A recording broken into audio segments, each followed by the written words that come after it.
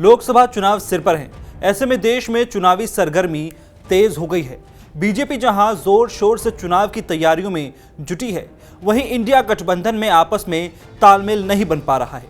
इसी बीच समाजवादी पार्टी के अध्यक्ष अखिलेश यादव का एक बयान सामने आया है। उनका कहना है कि कांग्रेस की भारत जोड़ो न्याय यात्रा के दरवाजे फिलहाल उनके लिए नहीं खोले गए हैं। अखिलेश यादव ने कहा है कि राहुल गांधी के नेतृत्व वाली कांग्रेस की यात्रा के लिए अभी तक उन्हें किसी भी तरह का कोई आमंत्रण नहीं मिला है।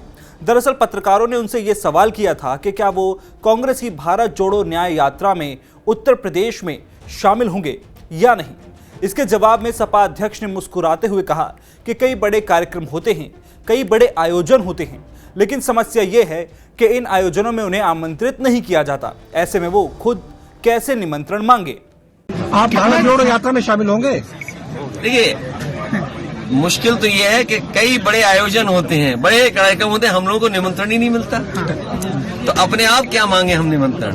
मंदिर में तो निमंत्रण मिला था, अपने आप मांगने से मिला। जब आवाज उठाई हम लोगों ने कि बताओ हमारा घर गंगा जल से धोया, तब सुनने में आया कि उन्होंने कहा निमंत्रण दे दो, ठीक है।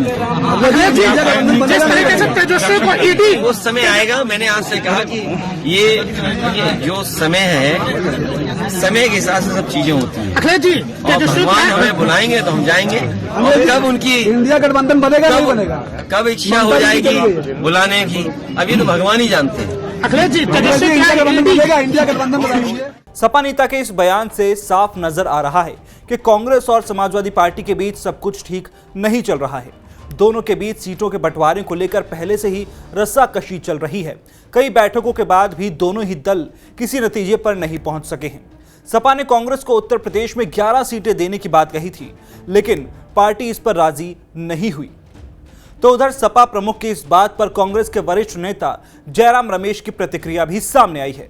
उन्होंने कहा है कि उत्तर प्रदेश में भारत जोड़ो न्याय यात्रा के विस्तृत रूट और कार्यक्रम की रूपरेखा भी तैयार की जा रही है, जिसे 1-2 दिन में ही अंतिम रूप दिया जाएगा।